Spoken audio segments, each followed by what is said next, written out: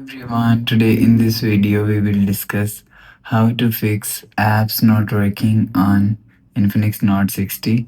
Let's start the video. If you want to fix this problem, so restart phone, just click and hold side power button and click on this restart icon.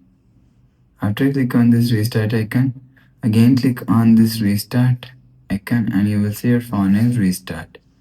After restarting, enter your phone pin. You will check your problem is solved.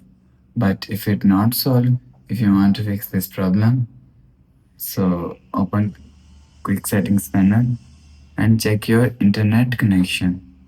Internet connection is work properly. Go back to home screen. You will see your problem is solved. But if it not solved, if you want to fix this problem, so click on settings app.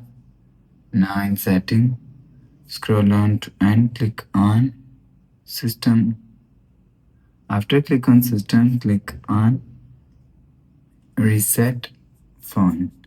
If you want to fix this problem, click on reset all settings. Click on reset. Enter your phone pin and click on this icon. You will see your phone is restart. After restarting, go back to home screen. You will see your problem is solved. But if it doesn't fix this problem, click on settings app. Click on my phone and you will check your software update is latest.